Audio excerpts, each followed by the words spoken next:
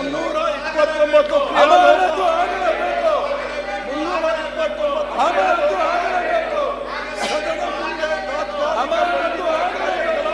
ಸಂಬಂಧದಲ್ಲಿ ಒಂದು ಕ್ರಿಯಾಲೋಪವನ್ನು ತೋರಿಸುವುದು ಬಹಳ ಸ್ಪಷ್ಟವಾಗಿದೆ.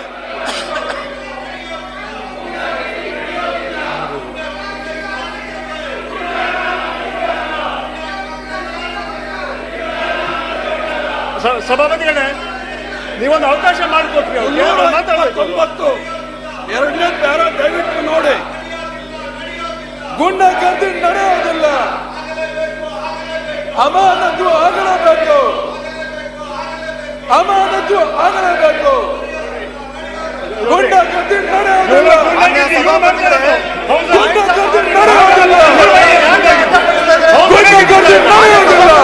ಸದಾ ನಡೆಯಕ್ಕೆ ಬರ್ತಾರೆ. ಇದು ಅಮಾನತು ಆಗಲೇಬೇಕು. ಗುಂಡಗರ್ದಿ ನಡೆಯುವುದಿಲ್ಲ.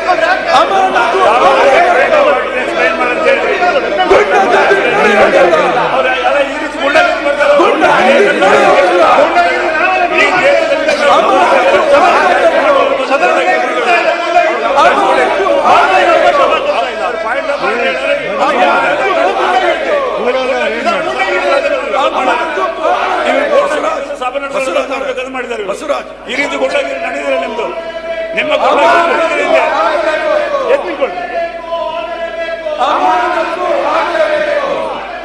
ಮುಗಿಲಿ ಅಲ್ಲ ಮುಗಿಲಿ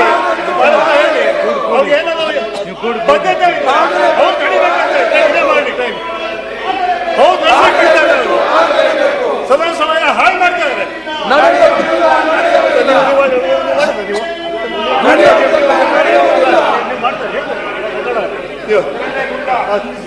ಸಭಾಪತಿಗಳೇ,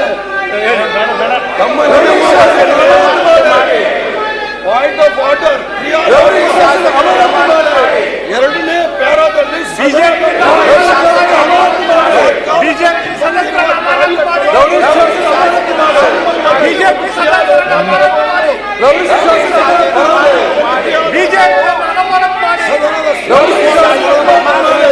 ಮುಂದೆ ಬಂದಿರುವ ಕಾರ್ಯಕ್ರಮದಲ್ಲಿ ಸಂಬಂಧಪಟ್ಟಿದ್ದಾರೆ. ಕಲಾಪಗಳ ಪೈಕಿ ಒಂದು ವಿಷಯ ಮುಗಿದು ಇನ್ನೊಂದು ವಿಷಯ ಹೊರಬರುವುದಕ್ಕೆ ಮುಂಚಿತವಾಗಿ ಬರುವ ಮಧ್ಯಾವಧಿಯಲ್ಲಿ ಒಬ್ಬರು ಸದಸ್ಯರು ಒಂದು ಕ್ರಿಯಾಲೋಪವನ್ನು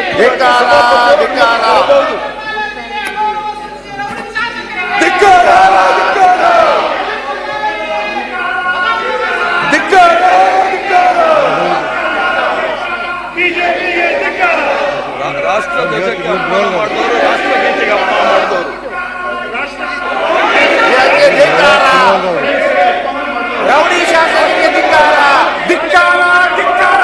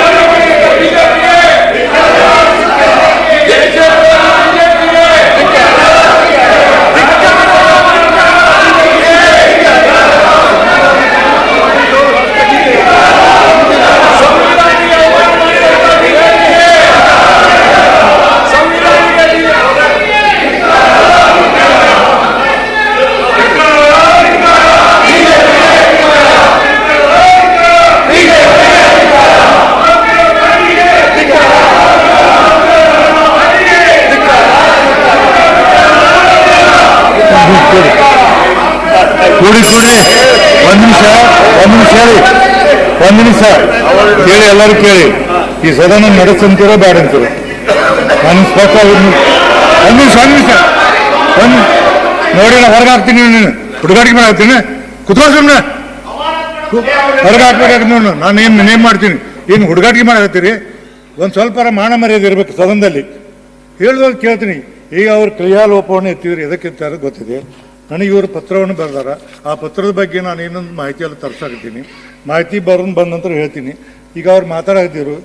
ಈಗ ಕ್ರಿಯಾಲೋಪವನ್ನು ತಾವು ಎತ್ತಿರಿ, ಪರ್ಟಿಕ್ಯುಲರ್ ವಿಷಯದ ಬಗ್ಗೆ ತಾವು ಎತ್ತಬೇಕು. ಪರ್ಟಿಕ್ಯುಲರ್ ವಿಷಯನ ಅವ್ರನ್ನ ಹೇಳಿಲ್ಲ.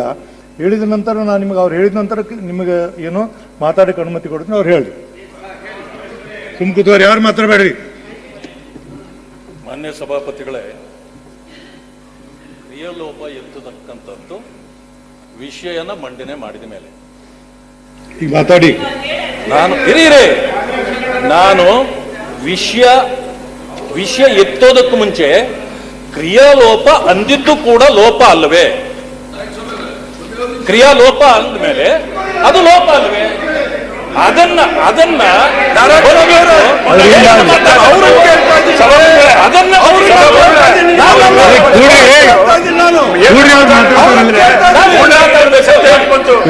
ಒಂದ್ ನಿಮಿಷ ಮಾತಾಡಿವ್ರೆ, ಮಾತಾಡಿ.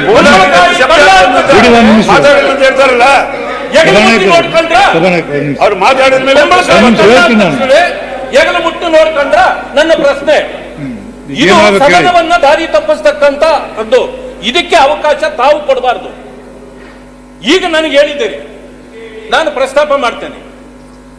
ನಿನ್ನೆ ಗೌರವಾನ್ವಿತ ರಾಜ್ಯಪಾಲರನ್ನ ಸದನಕ್ಕೆ ಕರೆಸಿ ಎರಡೂ ಸದನದ ಸದಸ್ಯರುಗಳನ್ನ ಅವರು ಅಡ್ರೆಸ್ ಮಾಡತಕ್ಕಂಥದ್ದು ಇತ್ತು. ಜಂಟಿ ಸದನವನ್ನ ಅಡ್ರೆಸ್ ಮಾಡತಕ್ಕಂಥ ಸಂದರ್ಭದಲ್ಲಿ ಅವರು ಬಂದರು.